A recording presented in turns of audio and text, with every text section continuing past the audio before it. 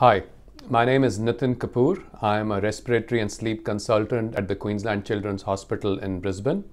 Today I'll be presenting on the recent position statement which was published via the Thoracic Society of Australia and New Zealand on the respiratory management of infants with chronic neonatal lung disease beyond the neonatal ICU.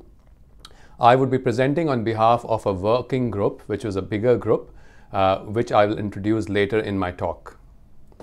So the summary of our talk and our position statement was that CNLD we defined as continued need of any form of respiratory support beyond 36 weeks of postmenstrual age. We found enough evidence that low flow supplemental oxygen facilitated discharge from hospital. We recommended that the minimum mean target saturation to be between 93 to 95%, with less than 5% of total recording time to be below 90%. We also accept that there was limited objective evidence upon which to make these recommendations. To give you a bit of background, chronic neonatal lung disease is the most common complication of preterm birth. From the Australian neonatal group in 2017 report, it said that 61% of babies who were born less than 24 weeks gestation actually went home on home supplemental oxygen. Despite the widespread use of home oxygen therapy, there continues to be a considerable variation on how oxygen is used and very little objective evidence to guide long-term home supplemental oxygen therapy.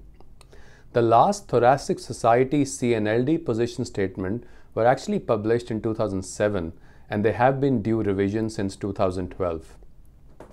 With this in mind, we had the objectives to come up with position statement which will provide a guide to the respiratory management of infants with CNLD, with special emphasis on role of home supplemental oxygen therapy. We would think that this statement would be very useful to pediatricians, neonatologists, respiratory and sleep physicians, and general practitioners managing children with chronic neonatal lung disease. In 2018, under the auspices of the Thoracic Society and the Pediatric Special Interest Group, we formed a working group which included respiratory and sleep physicians from each state in Australia and from New Zealand. It also had a nursing representative, and we also had a consumer representative in the working group.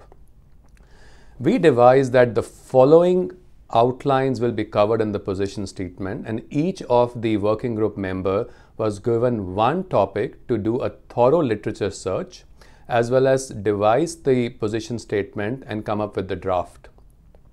But the main focus of a position statement was supplemental oxygen therapy, the indication and goals of the same, target oxygen saturation levels, practical considerations of home oxygen therapy, monitoring discharge and at-home therapy, and weaning off supplemental oxygen therapy, besides the other components that are covered in the position statement.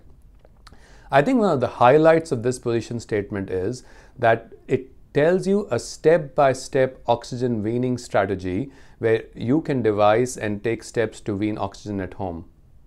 So to summarize, the key recommendations of a position statement are that supplemental oxygen therapy is recommended to maintain a minimum mean saturations of 93 to 95%. Safety of short-term discontinuation of supplemental oxygen therapy needs to be assessed before discharge, and majority of neonates would not be ready to be discharged home if they're needing supplemental oxygen more than 500 mils per minute subnasally. Assessment of oxygenation while asleep needs to be done by continuous overnight oximetry, and in most cases a formal polysomnography is not needed. Palivizumab is considered safe and effective for reduction of hospital admission with RSV infection, and we did not find any evidence of benefit of caffeine or diuretics in reducing the duration of supplemental oxygen therapy in this group. So to conclude, we accept that the safe target saturations for preterm infants post-discharge still remain very unclear. There is limited objective evidence upon which these recommendations can be based on, and future research certainly needs to be done on looking at long-term outcomes of the various saturation cutoff that we have seen on the outcomes later on in life, and identification of best practice for home oxygen weaning. Thanks a lot.